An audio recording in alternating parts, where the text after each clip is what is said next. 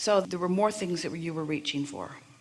The second thing about money, I know that there is like massive empires of wealth. You have no idea. We've seen. Like, I get that, and people have told me that. Other people that can see it as well, they've told me that. So it's just validation. I know it's there. So. Well, validation from others is not worth anything. Okay. Because. True. You can't offer vibration about that. But if it helps you to focus and helps you to feel for it. Right. So as you encourage that visceral feeling of exhilaration about, wow, what's unfolding, that's all you need to do. Just stay happily optimistic. That's all you have to do. Just stay happily optimistic and say things to the universe like, bring it whenever I'm ready for it, and I'll do my best to get ready for it as quickly as I can, but meanwhile I'm having a really good time. Meanwhile, I'm having a really good time. I'm satisfied where I am and eager for more. That is the best vibrational stance. I'm loving where I am and so eager for what's coming next. I love where I am and so eager for what's coming next. There's only engines going that way. Yeah. So with money, is that all I'm supposed to do? That's the only thing in your vortex. We've looked and looked and looked. There's no humanity, there's no fun, there's nothing, there's just only money in there. Of course not. Here's the specific answer to you and your specific question.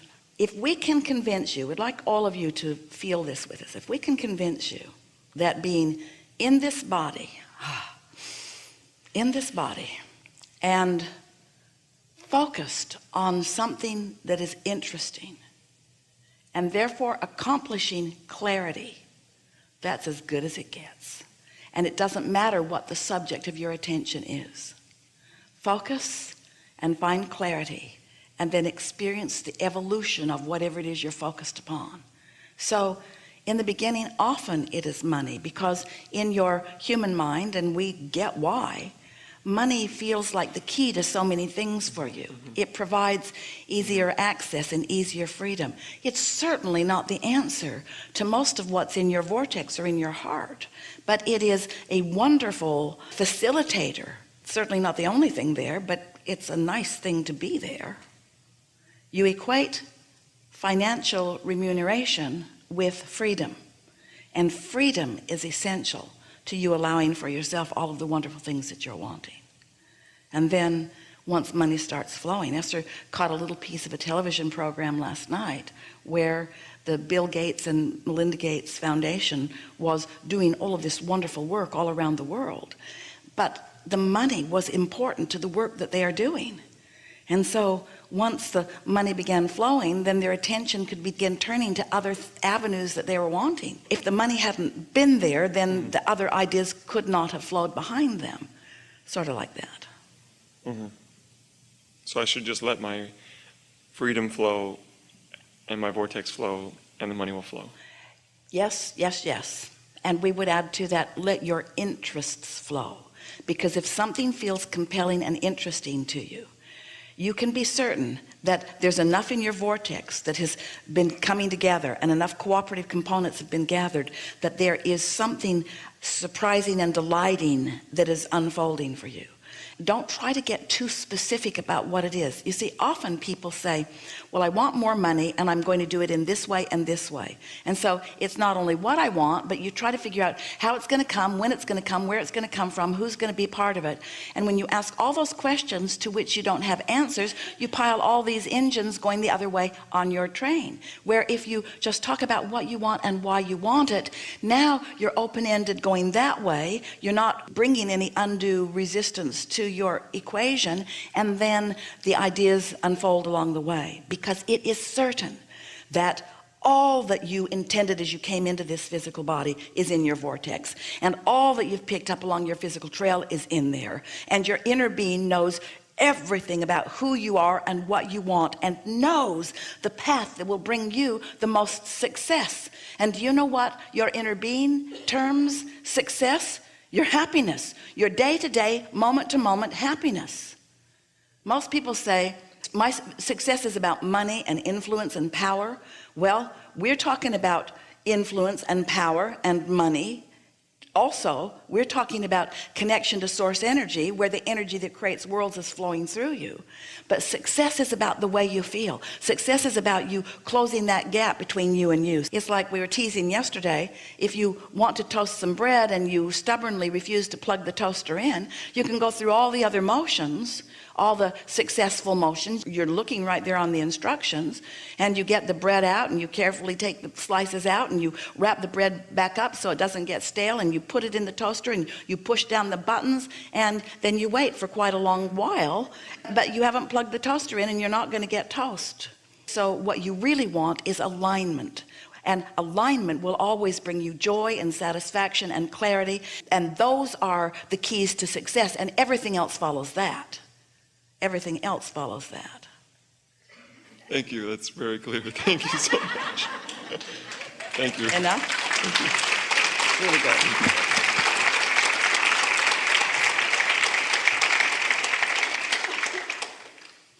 Thank you. Yeah. I'm here from Norway, and I brought my wife, and last Monday we went on a long trip, first to Copenhagen, then to Boston, then on to Minneapolis. It was the first time I've ever felt what you've been talking about, because for some reason we sat in row 16 on all 3 flights, and on the flight from Copenhagen to Boston, the waiter, or what is he called, steward? Flight attendant? Yeah, flight attendant. He came and he... Lifesaver? Whatever. He came and he gave us all sorts of free service. We were in coach and we were supposed to pay for everything. He gave us everything for free, and he sat down, he talked to us, and he was telling us how wonderful the world is. And we sort of accepted that, and we went on to the next flight. And we've been looking to get into 3D printing for a long time.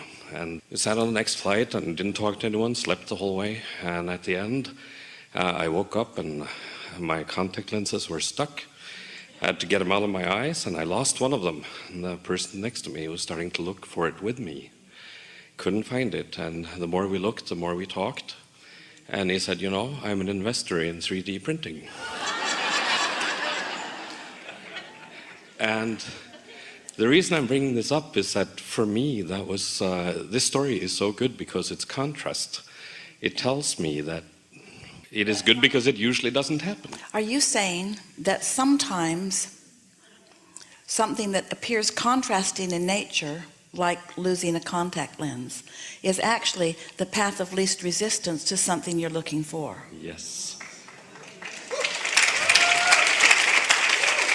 So if you really believed that things are always working out for you, then you'd be expecting wonderful outcomes no matter what. And that really is what step 5 is.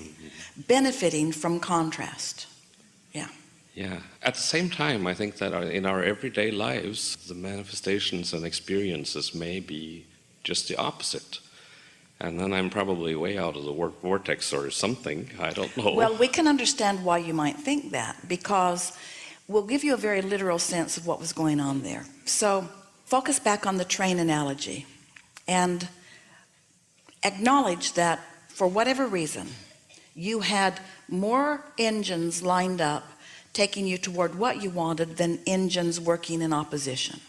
So you were more lighthearted, and each good thing that happened caused you to plunk another engine on. So you had more momentum going toward your advantage and less momentum going toward any disadvantage. So then a contrasting experience happened. But because of the positive momentum, this contrasting experience not only didn't hinder you, it actually was of benefit to you. It opened the door for conversation about something that you really wanted. So this helps us say to all of you that things are always working out for you, but your perception of them has to do with how much momentum you've got going toward your desire and how much momentum you've got going in opposition to your desire. So things have always been working out for you, but let's say that instead of you feeling more good than not good, that you had been feeling more not good. let's say you hadn't gotten off on the right foot and you'd had some unpleasant things in your day-to-day now experience that had you pushing against things. And let's say that you were like most people, you're observing what's happening, and so it happens, you feel it, you flow it, it happens. And so let's say you were on that sort of, and let's say that under those conditions you lost a contact lens. Well, your timing would have been different. You wouldn't have been with a helpful person, perhaps. That person may have still been asleep, or that person may have been doing something else. You have so much control. Law of attraction and timing are the same words, because law of attraction is always operating in the powerful now. Law of attraction isn't operating in your yesterday or in your tomorrow. Law of attraction is operating in your powerful now. So whatever you're feeling now explains why things unfold the way they do. And it really comes down to something very simple. You're either receptive to help or you're blocked off to help. So when I feel angry about something, it never You're blocked works out. off. You're blocked off. We like this analogy. So life causes you to know that you do want something, and let's say that you actually are able to articulate, I want this, and you plunk an engine down going that way. So that engine is going that way and will continue to go that way and will gather momentum on its own, because your inner being is tending it. Law of attraction is responding to that thought. So it is moving. Now this is so important for you to hear this. As your engine is moving that way, and forgive the rudimentary analogy, but it will help you. As your engine is moving that way, and you are not moving, that engine moving will give you a little stress. Let's say your feet are nailed to the track, but the engine is pulling you that way.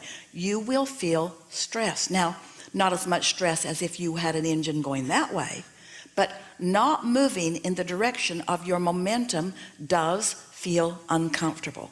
Therefore, this is the most powerful and factual thing that we've ever said to anyone.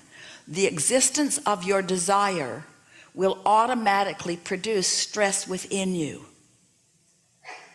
unless you let go and move with your desire. So the very existence of negative emotion means that you've got a desire.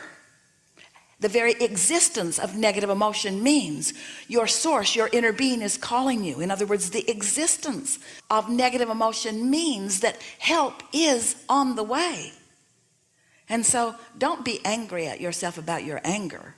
Say, oh good, this is good news.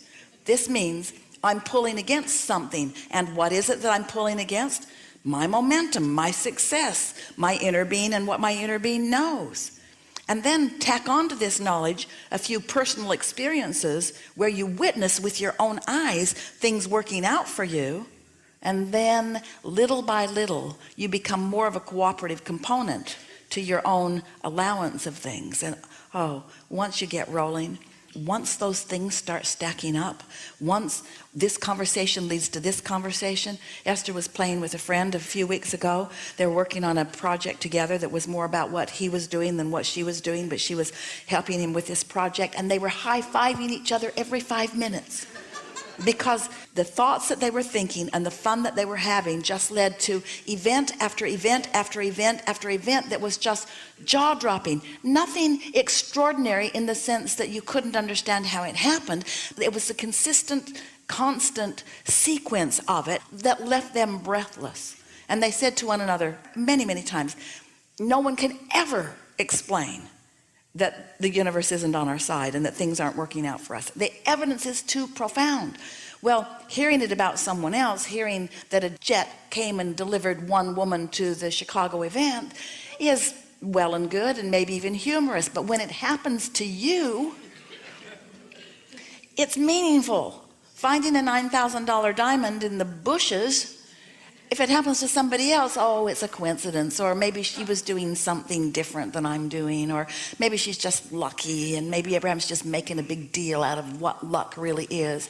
But when it happens to you, when you are privy to the desire that's within you and the conversations that are within you, when you witness the universal response to your vibration, and when you're consciously aware of the vibration that you're offering, then this all begins to make sense. If you're just stumbling into things and you're not able to acknowledge the correlation between what you were thinking and what you were feeling and the manifestations, then you don't have hands-on access to how it works. But when it's happening to you like that, oh, It's wonderful. then you know. Yes. Then you know. Yes. Thank you so much. And Something I will more? not beat myself up anymore for being angry. Negative emotion is a meaningful response to not being in sync with the thoughts of your inner being about things that really matter to you. By the time it reaches anger, this matters a lot, and you're pulling hard against something you want. Yeah, Thank you. really good. Thank you.